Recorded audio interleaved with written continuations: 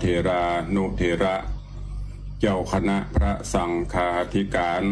ภิกขุสงฆ์สามเณรจุตนจุองค์โดยความเคารพเจริญสุขเจริญปอนญาติโยมศรัทธาสาธุชนพุทธบริษัทตินจองห้องวัดจุหนุ่มเท่าใจยิงขอน้อมต้อนรับทุกท่านเข้าสู่รายการมรดกธรรมกำเมืองต่างสถานีวิทยุพระพุทธศาสนาแห่งชาติและสังคมคลื่นเพื่อการศึกษาพระพุทธศาสนาและวัฒนธรรมคลื่นวิทยุสีขาวเพื่อเจ้าประชาคลื่นพระพุทธศาสนาและจริยธรรม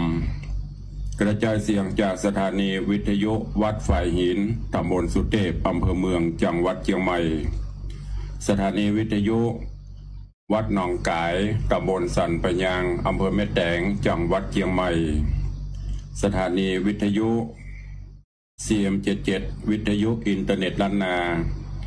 สถานีวิทยุพระพุทธศาสนาจังหวัดเชียงราย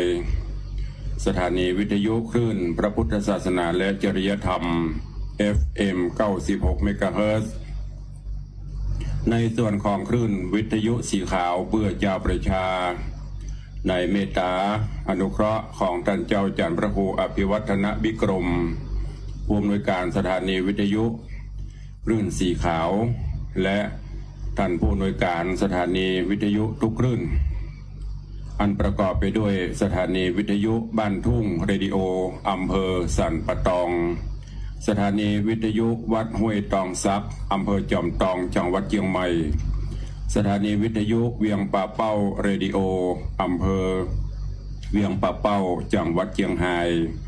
สถานีวิทยุของคณะสงฆ์อำเภอฝางจังหวัดเชียงใหม่สถานีวิทยุมนเสียงธรรมวัดบุพรามอำเภอแม่แจ่มจังหวัดเชียงใหม่สถานีวิทยุชุมชนคนเมืองลี้อำเภอลี้จังหวัดลำพูนสถานีวิทยุเสียงธรรมจากวัดจันทร์อำเภอกาลยาณิวัฒนาจังหวัดเชียงใหม่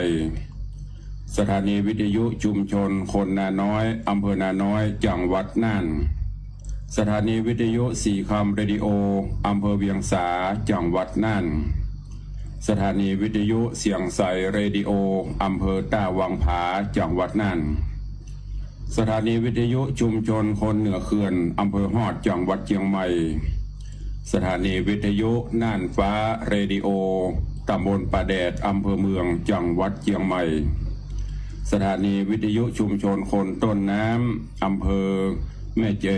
ตำบลแม่เจดีอำเภอเวียงป่าเป้าจังหวัดเชียงรายสถานีวิทยุแดนดินถิ่นล้านนาอำเภอสันป่าตองจังหวัดเชียงใหม่สถานีวิทยุล้านนาเรดิโออำเภอโสปราบจังหวัดลำปางและสถานีวิทยุเพื่อการศึกษาพัฒนาอาชีพเรดิโอเน็ตเวิร์กจังหวัดลำปางตลอดจนวิทยุชุมชนเสียงตามสายห่อกระจายข่าวตามวัดวาอารามตามหมู่บ้านต่างๆที่ได้มอบถวายเวลาและร่วมกันเผยแพร่พระธรรมคำสอนสู่ญาติโยมในเวลานี้พร้อมกันนี้กราบถวายความเคารพและเจริญสุขเจริญพรญาติโยมที่ได้เข้ามาติดตามรับชมรับฟังทางเฟซบุ๊กเฟซไลฟ์อยู่ในเวลานี้ขอกราบถวายการต้อนรับท่านเจ้าจารย์พระครูปรัตนงค์ชยาพรโนวัดโบสถ์น้ำดิบหรือว่าวัดอุโบสถน้ำดิบป่าซางละปูนท่านเจ้าอาจารย์พระครูสถิตเจดียรักษ์ท่านเจ้าอาวาสวัดเจดีย์แม่ครัวและญาติโยมศรัทธาตะกี้เข้ามาก่อนพอดีมันขึ้นประตังบนอ่านบัตรละก็ขอทอเจริญปอนทุกท่านเนอะแล้วก็เข้ามาบัดนี้คุณโยมวรุ่งจงเจริญปกาคหบดีเสียทีเมืองเชียงใหม่เมืองสระปี ขอเจริญปอนเนอะว่ากันวันนี้ก็ตื่นเช้าอากาศอึมครึมนะเนอะ อากาศอึมครึมมาหน่อยฟ้าฝนก็เริ่มจะโปรยปลายพ่องในช่วงวัน2 วันนี้ตามที่เปิ้นพยากรณ์อากาศแล้วก็ตามปกติถ้าเมือง ล้านนาเฮาเปิดโดยเฉพาะปุจาเสาอินทขีนลักเมืองก็จะมีฟ้าฝนตกลงมาเมื่อก่อนนั้นเปิดแห่พระพุทธรูปโฝน150,000แต่ว่าตอนนี้สถานการณ์มันบ่เอื้อเปิดก็นิมนต์มานั่ง เข้าพิธีแต่พิธีเจริญพุทธมนต์ปุจาต่างๆมีเหมือนเดิมเจริญพรต้อนรับเนอะพระครูณัฐพรหมเสนหรือว่าพระครูติ๊กท่านเจ้าก็ ได้เข้ามาติดตามเป็นกำลังใจถึงวันแล้วก็บ่ายปอก็แชร์บุญไปใน Facebook ของท่านตัวเองถึงท่านเจ้าจัดรายการเสียงลมใต้ร่มโพเป็นประจำถึงวันกลางคืน96ตัวถวายการต้อนรับท่านเจ้าจารย์สิทธิชัยก็ได้เข้ามาติดตามรับชมสาธุเนอะขอกราบถวายการต้อนรับครับประการวันนี้เป็นวันหยุดสุดสัปดาห์เป็นวันเสาร์แล้วก็ปกติวันเสาร์แล้วก็วันพุธนั้นเราจะมีการลิงก์สัญญาณไปทั่วภาคเหนือตั้งแต่น่านมาเป็นต้นมาจนคุมตั้งเชียงใหม่ลำพูนลำปางเชียงไฮ้โดยเมตตาของทางผู้อำนวยการคลื่นวิทยุสีขาวเพื่อเจ้าประชาที่ได้ประชาสัมพันธ์ไปทุกคลื่นทุกสถานีและในเมตตาของท่านเจ้าจารย์พระครูอภิวัฒนวิกรมได้มอบถวายเวลาตัวเองโดยมีแม่ข่ายลับก็คือสถานีวิทยุวัดฝ่ายหินโดยท่านเจ้าจารย์พระครูสมุวิสุวัตรวรกิจโจเป็นผู้อำนวยการและควบคุมการกระจายเสียงในวันนี้ก่อนที่เราจะได้อู้ได้เอ่ยได้จ๋าเรื่องราวต่างๆนั้นก็ยกไปหน้าไมค์ใต้รายการวันนี้ก็มาฟังพระธรรมเทศนาโดยเฉพาะ FC มิตรรักแฟนรายการในช่วงของวันเสาร์และวันพุธและวันเสาร์เนี่ยก็จะได้ฟังพระธรรมเทศนาเรื่องกรรมพระมาดำซึ่งก็ได้เทศโดยเฉพาะทางคลื่นวัดฝ่ายหินวันนี้ก็ได้ฟังกันไปแล้ววันนี้ก็มาฟังซ้ำแหม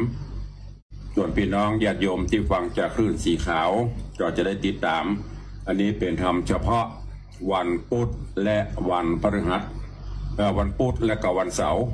ในเวลานี้ก็จะได้ฟังธรรมเทศนาเรื่องกรรมพระมาดำส่วนในวันอื่นๆนั้นก็จะเป็นเรื่องใหม่สลับกับรายการสาระคติข้อคิดต่างๆเนอะเวลาก็ผ่านพ้นไปรวดเร็วเผลอแป๊บเดียว10 กว่านาทีแล้วเพราะนั้นตอนนี้ก็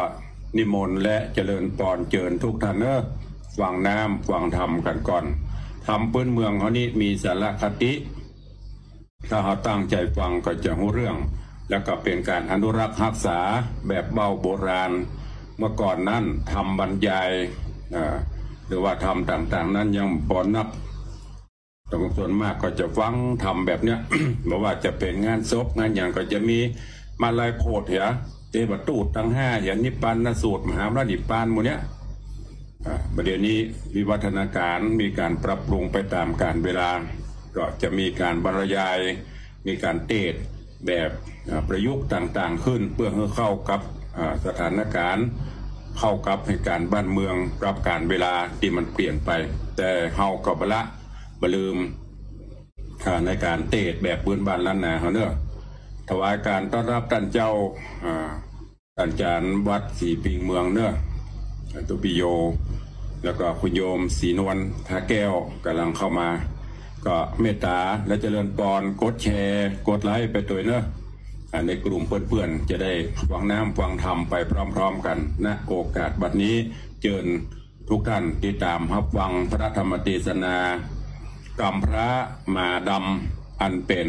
ผูกเก้าผูกแรกตอนแรกณโอกาสบัดนี้ นะโมตัสสะภะคะวะโตอะระหะโตสัมมาสัมพุทธัสสะ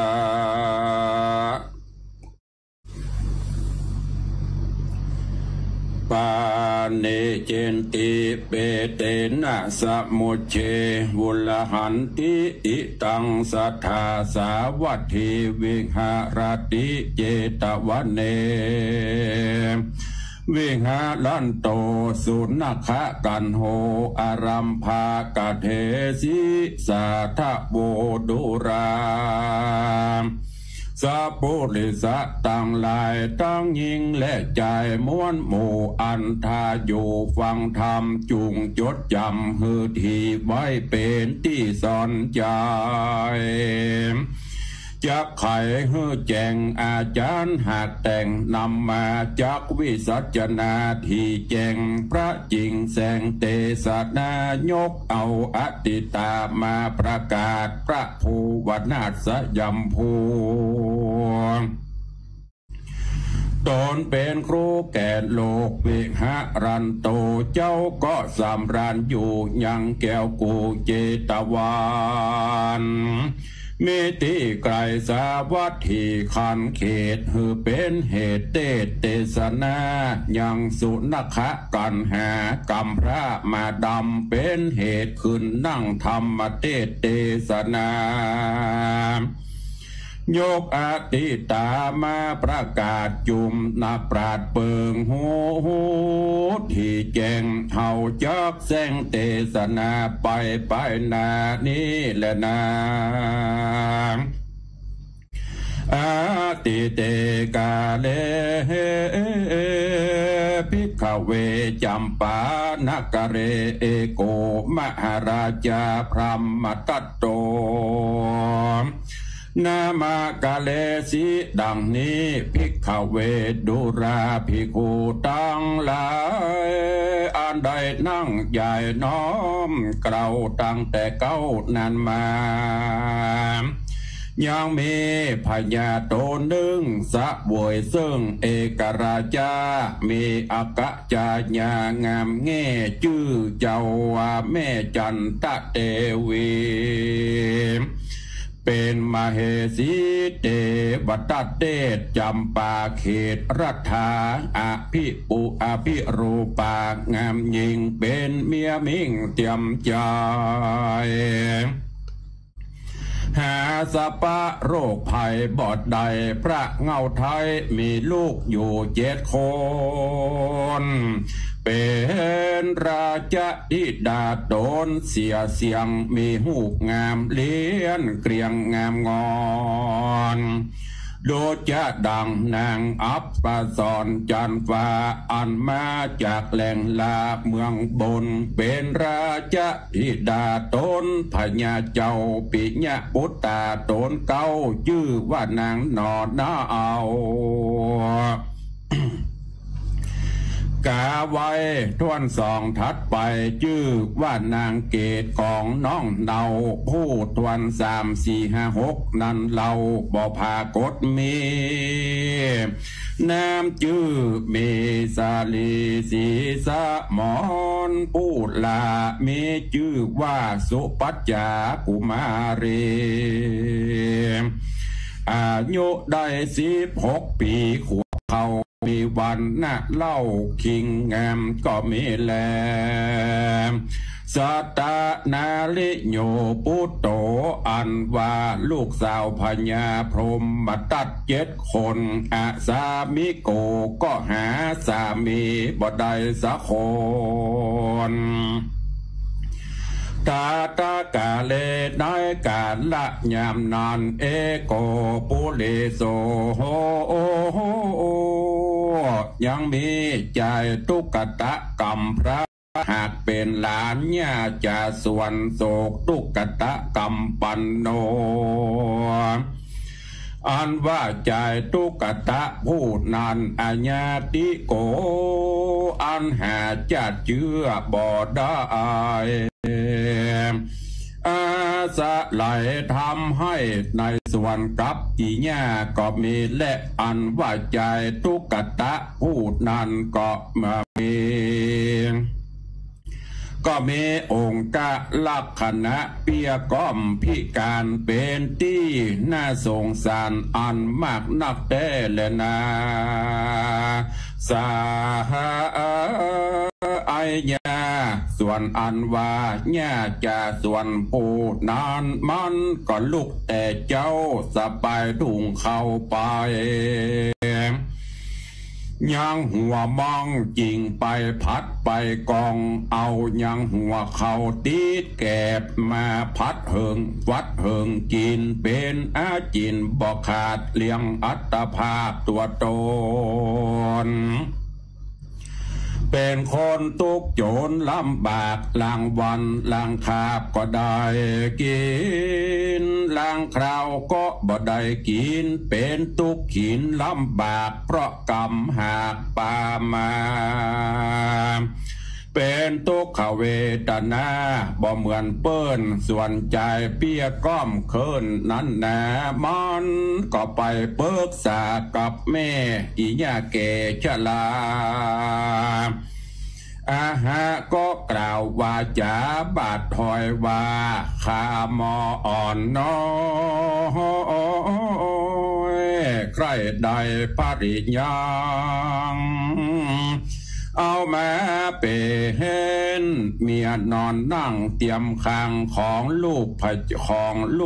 เจ้าจ้างพรหมตัตราชาขออีญ่าไปเจียนจ่าฟู่ฮือคาเอาลูกกำพระเอาลูกพระเจ้าฟ้ามาเป็นเมียเต้และนาสา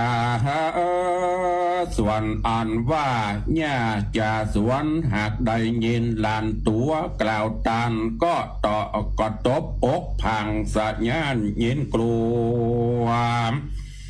ว่าบ่แยงพ่อตัวเหี่ยพ้องจักผิดจ้องธรรมดาเฮาเป็นสามัญญาเจ้าราชบ่ลังอาจกึดลงใจมันมีที่ไหนสักเตื้อเฮาบ่ใจจัดเจื้อเจ้าราชาเตียงจักขาดจีวาโมยมิ่งเฮาหากเจือจาดสามานบอกวันฝ่ายฝันสักหน่อยป้อยหัวจากปุดขาดมรณาเปิ้นเป็นเชื้อราชาธนชาติเตียงจักอาเถิงตายจากชีพหายไปนาเตและนาสาปีส่วนอันว่าไอ้ยาแม่เท่าก็บอกเล่าลานโตนอย่าได้กังวลเร็วรีบควรหาเลี้ยงชีพเสมอตัวควรดีกว่าอาจญาเจ้าก้อยปฏิบัติเนี่ยเท่าไปวันเมื่อนานโปนะกรรมมาฮอดใจทุกตายอดศรัทธานอโปธิญาณยศยิ่งตนพระจริงพระจริงบ่ฟังกรรมจริงคืนกรรมแห่งอีญ่าวิงวอนว่าขออนุญาตเธอได้นางสุปัจจานงครานดอดไทยอันเป็นบุตรอักเบียและนาอัฐราชโนกันว่าพญาเจ้าหันญาเทาตอดกะเศร้าละไว้อย่างที่ไกลพระลงหลวงดังอันเจ้าก็เรียกหมู่จันเสนาอามาสามาพอก็หันพักเบียดนอกลายเป็นเงินคำไปเสียหมดเสียงพรหมตัดเจ้าก็มีใจมองมนเมียงกินแหน่งใจนึกว่ากะเจ้าบดได้ปางเป่าในนั้นเล่ากายเป็นเงินคำพรหมตัดจริงจำฮืออำมาดเก้าไปห้องเอาแม่เท่าเฮอปิกขึ้นมาเข้าเฝ้าราชาเฮาแดดเตอปุณนาติวะเศษในบรรลุนรุงเจ้าอำมาดเก้าก็ไปตามตัวเองหายังไอยากาอีญ่าก็ไปพบมาที่ตาหิมส่วนญ่าก็สันขวัญสตานกล่าวอากัวอัจญาตีจักมาไล่คาพระเหนือพระเจ้าเหนือหัวอีญ่าจริงกัว ยิ่งกลัวเหลือขนาดบ่อาจยังอยู่ใดย่าก็มาร้องไห้หนอไปสู่เกหางเสโตปังเหงื่อไหลย้อยหน้าจริงเข้าไปบอกลานกำพระว่าอีญ่าตึงบอกเมื่อตนหนตีอีญ่าเกือบตายเป็นผีเสียเป่าบอกแล้วละบอกแล้วเล่าตึงบ่ฟังกันเจ้าหลานฮักสั่งบ่ฟังอีแง่หากว่ากลัวหัวเตหากว่ากล่าวหัวเตต้านพญาเจ้าหากบังเกิดมีโกทะเขื่องเกียรติมากนักนาเป็นการมินอาจญาเจ้าเอาเตียงจักเอากูเท่าไปตัดคอเสียได้ว่าอันก็มีวันนั้นแหละนะลำดับธรรมเทศนามาบ่ปอเมินเนิ่นจาเรื่องกรรมพระมาดำผูกทวนหนึ่งก้อยฟังเตื้อเกิงแถมผูกแน่ป้ออุ้ยแม่ปาก้อยติดตามถ่อมทาต่อไปยังผูกทวนซองไปนาเนอเจ้าผูกนิดเล่าคอโป่งวางไว้เต้าอีก่อนเลยนะนิติตาก็บังโกมสมเรศเดช ก็วันนี้ครูบาอาจารย์ท่านเจ้าญาติโยมศรัทธาได้ติดตามสดับรับฟังพระธรรมเทศนาปืนเมืองเหนือเรื่องกรรมพระมาดำได้น้อมนำมาเทศนาเป็นผูกแรกตอนแรกจบไปซึ่งขนาดผูกแรกเนาะฟังก็เริ่มเข้าม่วนงานสันเล่าธรรมเทศนาเรื่องนี้ได้กล่าวถึงยังมี ตั้งแต่องค์พระภูมิพระภาคเจ้าได้ยกเอาเรื่องราวอดีตการปางเก่าปางก่อนมาเทศนาให้หมู่ภิกขุเจ้าทั้งหลายได้ฟังว่าในอดีตการปางก่อนมีพญาตัวหนึ่ง ชื่อว่าพญาพมทัตมีมเหสีชื่อจันตะเทวีอยู่ที่เมืองจำปาอยู่ที่เมืองลัทธาแล้วก็อยู่ปกครองกันโดยกันมาด้วยความสุขบานหวานใจพ่อพญามีลูกสาวอยู่7 คนนี้เป็นลูกสาวที่งามพิลีพล่อคำป้อคำปันงามปอไผ่ปอมันคำปันคำป้อแล้วก็ถึง7 คนนี้มีชื่อปรากฏอยู่คนเก่ากับคนล่าคนเก่าชื่อว่ากาไวคนน้องล่าชื่อว่าสุปัจจากุมารีนอกนั้นไม่มีปรากฏชื่อมี2 คนปีก็ตายย้อนกล่าวถึงณที่เมืองนี้ก็มีจายตุกตะก็คือคนตุกต่อว่าหากินไปเป็นวันไปหาเจ้ากินข้ามวันเถอะอยู่กับแม่ย่าแม่อุ้ยคนเฒ่าเป็นคนตุกเสาะว่าหากินไปเก็บผักเก็บไม้ไปแต่จะด้วยเหตุผลคนใดบ่ฮู้ซึ่งจายตุกตะที่เป็นอยู่กับแม่ย่านี่ซึ่งก็เป็นคนที่เป็นเปี้ยคนเปี้ยคนพิการนี่นะเป็นเปี้ยเป็นค่อมหันก็หน้าอินดูสงสาร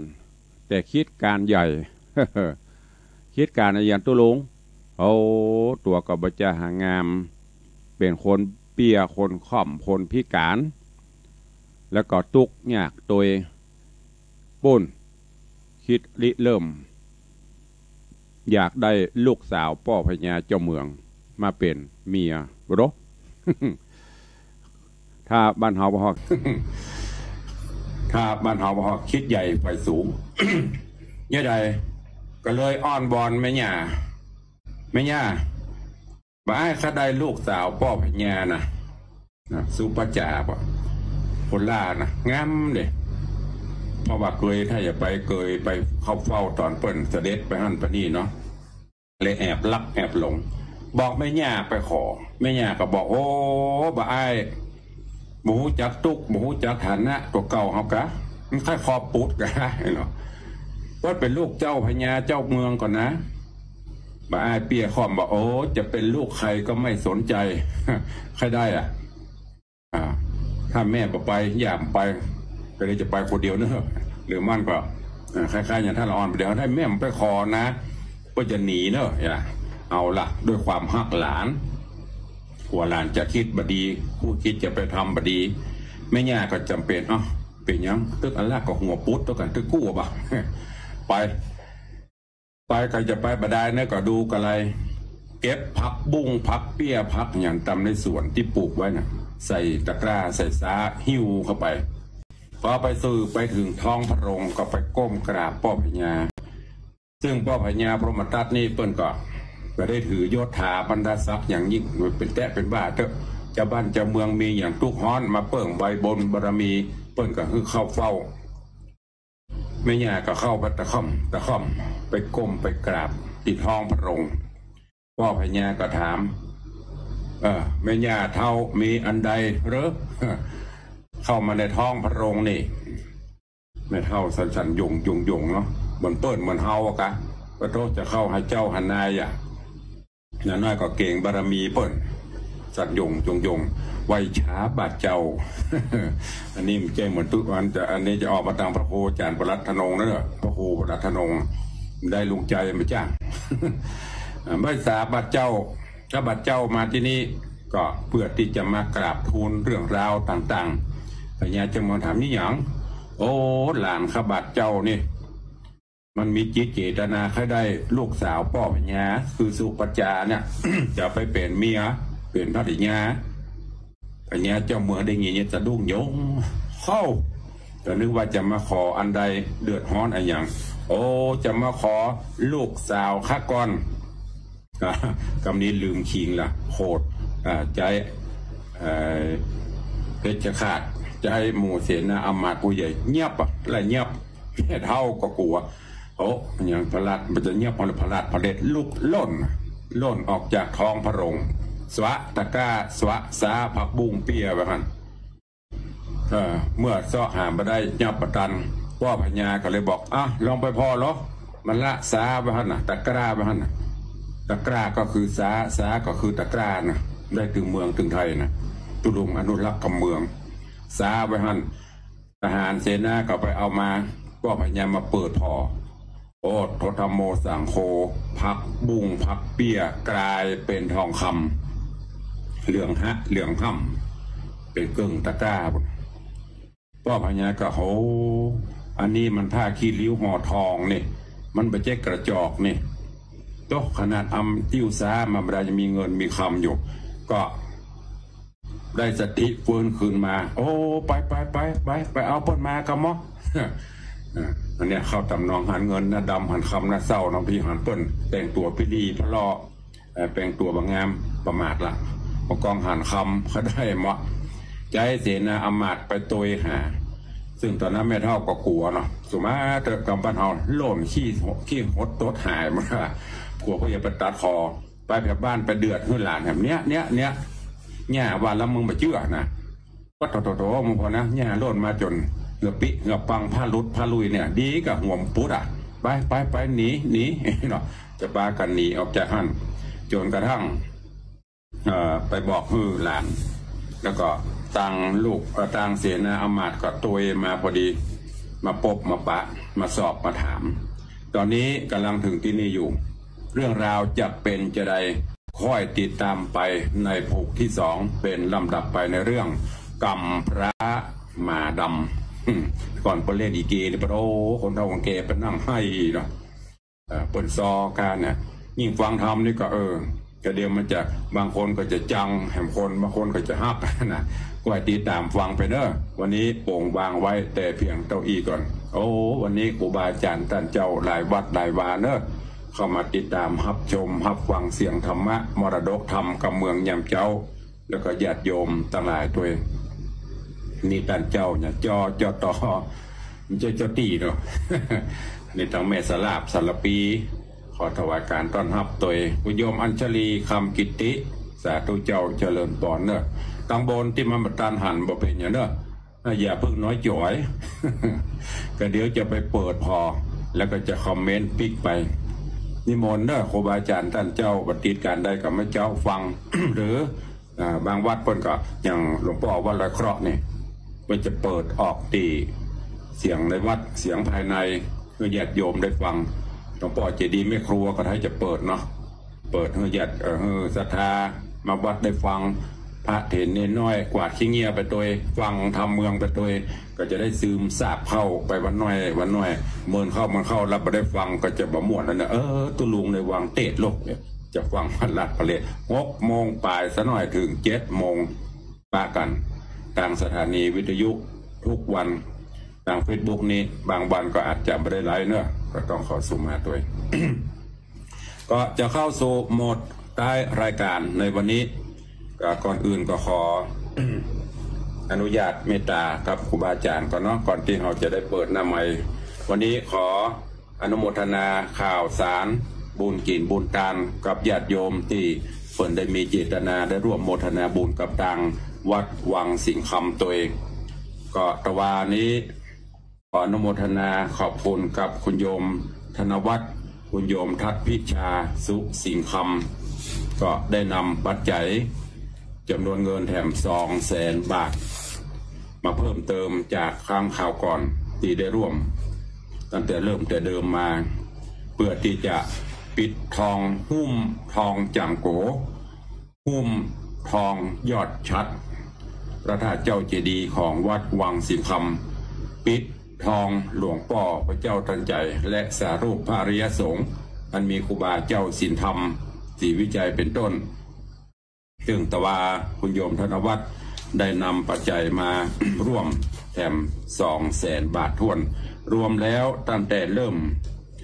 โครงการปิดทองพระเจ้าตันใจแล้วก็มาถึงบูรณะพระธาตุเจ้าเจดีย์จนบัดนี้เฉพาะส่วนของคุณโยมธนวัฒน์โยมทัศพิชาสุสิงห์คำก็ตกประมาณ700,000 บาท700,000 บาท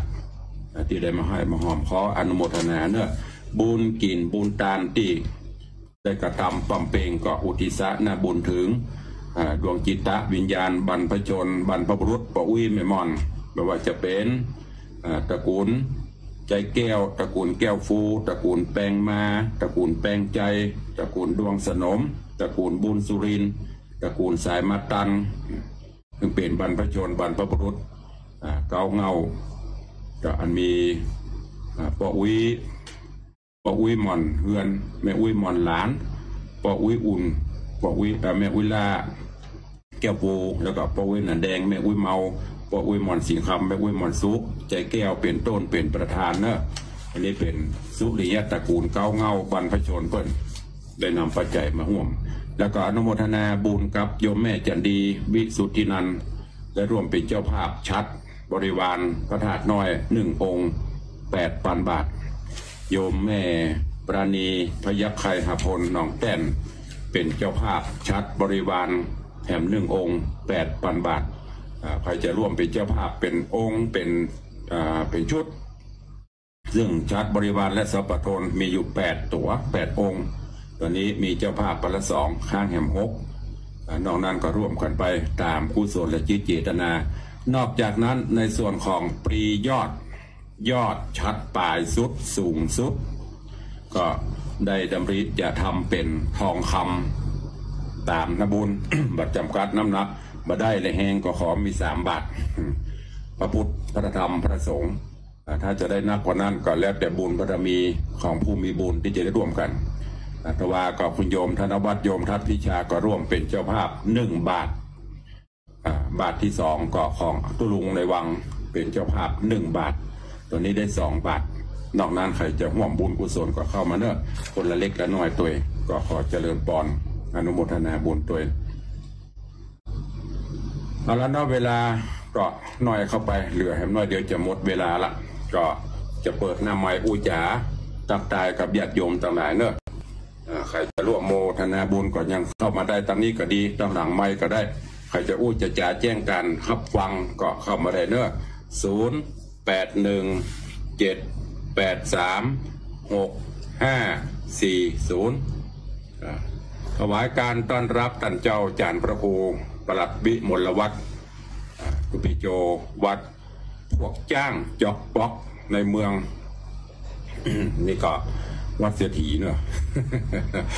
งูเล่นเซลเล่นบ่ได้วัดท่านเจ้าม้วนเนอะศรัทธาผ่านไปผ่านมาก็แวะไปก็ไปพอการพัฒนาวัดเปิดก็ไปพอไล่สดในพุทธผลเพียววัดเพียววาเป็นที่ม่วนงานสันเล่าเอาเจริญตอนครับจากไหนเอ่ยจากบ้านสันขี้เหล็กเมื่อเป้าเดี๋ยวจะมาครับสันขี้เหล็กเบียงป่าเป้าเจียงไฮ้แต่ตูสัญญาณชัดดีเนาะแต่ตูอนุโมทนาเนอะแต่ตูจากสันขี้เหล็กเวียงป่าเป้าติดตามด้วยเวียงป่าเป้าสายที่2ป้อบุญธรรมเจริญพรว่ากดที่3ท่านอยู่ตลอดครับมีสติดีเนาะเรียนเงินหมาดำเนี่ยเนาะกำลังปลูกแรกอยู่เด้อครับสาธุอนุโมทนาเจริญพรเนอะครับป้อบุญธรรมสังคำฟันจากเวียงป่าเป้าเจริญพรสายต่อไปสาธุครับมาแล้วจากเมืองน่านเชื้อสายนอนเนื้อทั้งวันนี้ครับพี่สาวประโยชน์ดีเนาะสาธุอนุโมทนาเข้าใจง่ายครับรู้สึกทั้งวันครับเข้าใจคล่องเร็วดีครับสาธุนะปอนเนอร์บุญรักษาสาธุขอบคุณกับปนานประเสริฐจากนาน้อยจังหวัดน่านเจริญพรปเลี้ยง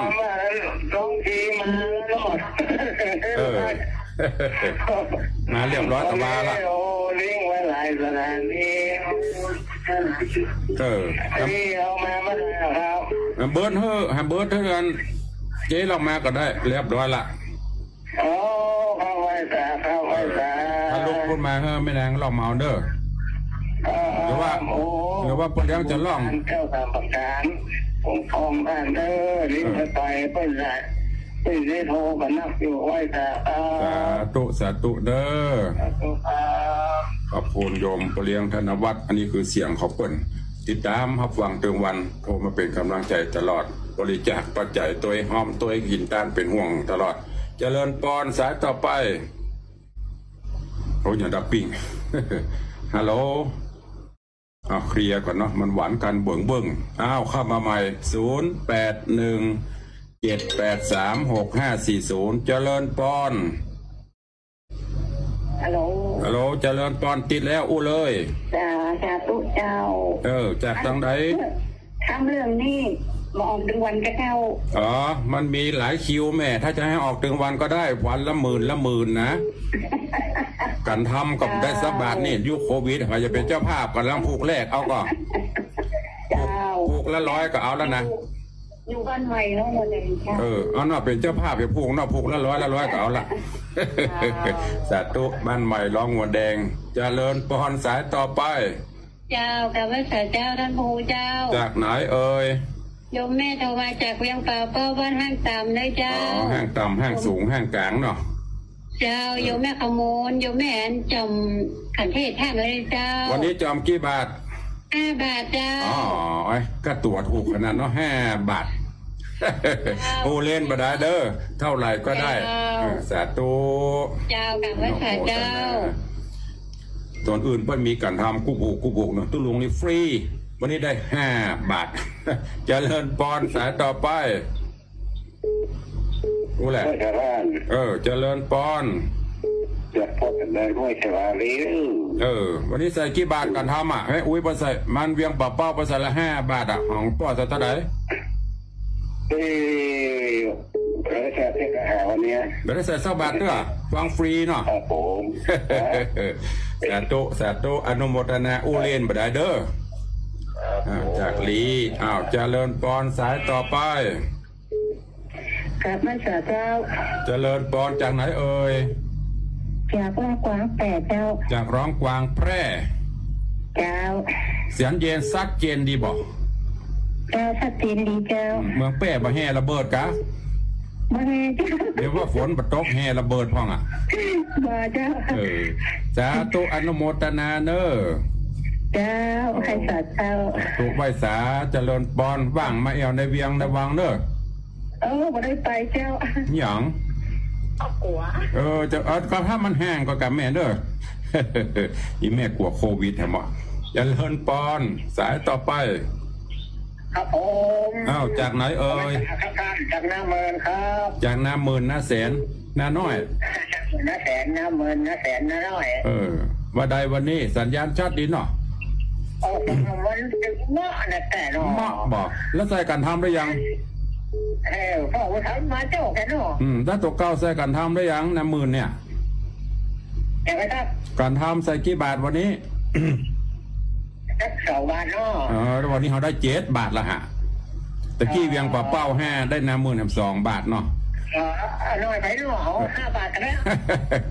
สาธุอนุโมทนาเนอเหมาะบอกอีปอบว่าเหมาะไปเหรอเจริญพรสายต่อไปวันนี้กันแล้วได้7 บาทแม่จากเรียนสายเป็นเวียงตะการนะเจ้าแม่จานใส่การทำกี่บาทละ10 บาทวันนี้ได้15 บาทละสาธุตั้งใจนะสาธุอนุโมทนาเนอแม่จานเนอให้สาธุจากเบียงตาการ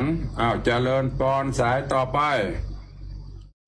0817836540สายนี้ดับปิ้งตัดก่อนเนาะเข้ามาใหม่0817836540ใน Facebook ตอนนี้จอดอยู่ที่ด้านเจ้าอาจารย์พระครูประหลัดวิมลวัฒน์ก็ฟังประตูนะครับเนาะม่วนกับประตูอันนี้เป็นสุดท้ายก็จะอู้จาภาษาหน้าไม้ตัดตายกับญาติโยมอย่างเจ้าเป็นประจำทุกวันเป็นเช่นนี้ตลอดวันนี้การทำถึงวัน1 ชั่วโมงได้15 บาทยังได้ก๋วยเตี๋ยวถ้วยนะเดี๋ยวไปขอตะพุดต่างอันพวกจางพวกหันเปิ่นเลี้ยงกันถึงวันเอาส่งมาเพียบเนอะเจริญปอนฮัลโหลไว้ช้าพระคุณเจ้าไว้ช้าบาเจ้าว่าจะได้เจ้ามาเลี้ยงเซ็นต่อเจ้าเพื่อวังเหนือบางเหนือใส่กี่บาทกันทำ5 บาท5 บาทได้ลำนี้สาว4 คนได้20 บาทเดี๋ยวไปซื้อปลาทูมาทอดสาธุอนุโมทนาสายต่อไปเจริญปอนสาธุสาธุไม่เลี้ยงว่าวันนี้กันทำกี่บาท3 บาททำมั้งอะจะใส่วันพุธเลยเจ้าวันพุธตอนบ่ายจะเข้าไปเข้าไปบ่ายท่านอยู่ก็ไปอยู่วันนี้ไม่ไปไหนโควิดฟังเรื่องนี้ม่วนดีเจ้ากำลังผูกแรกอยู่ใส่กันทำไปตัวเป็นเจ้าภาพก็ได้ผูกละ100เนอะเดี๋ยวตั้งตัวมาติดนี่ยายมันโควิดเอาหมดกับเรียนเนี่ยตัวมาติดสาธุอนุโมทนาขอบคุณโยมแม่ปราณีพระยาไคหพลนี่ก็เจ้าภาพชัดบริวาร1 ตั๋ว 8,000 บาทสายต่อไปฮัลโหลเจริญก้อนจากไหนเอ่ยบ่อทองเจ้าห้วยบ่อทองว่าใดเจ้าฟังอยู่เด้อไปเริ่มใส่กันทำนะวันละ3 บาทเอาละพระพุทธบานพระธรรมบานพระสงฆ์บานดีกว่าบริษัทผ่านหรอกสาธุอนุโมทนาแม่เนอเจริญปอนเจริญปอนโยมป่อวุฒิชัยว่าไว้สาคุณเจ้าว่าได้ป่ะอันพอดีว่าไม่เจ้าด้วยเจ้าว่ากินอยู่แล้วก็เลยได้ฟังธรรมอยู่น้อยดีกว่าไม่ได้ฟังเนาะสาธุนะปอนเนอร์อนุโมทนาเจริญปอนโยมป่อบุตรชัยสมณะขอกหมูป่าสันทรายก็วันนี้ม่วนสายนักเจริญปอนฮัลโหล แต่ไว้ค่ะเจ้า ว่าได้จากไหน แต่เมื่อกี้เนี่ยเจ้า เมืองลี่ ฟังอยู่ชัดเจนดีเจ้า ชัดเจนดีถ้าได้การทำได้ซ้ำชัดกว่านี้ เอา3 บาทกันละเจ้าเอาละวัน3 บาท3 บาทจะน้อยตัวน้อย10 คนก็30 100ก็300ก็วันนี้คนฟังประมาณ100ถ้า300ก็เอากันเนาะ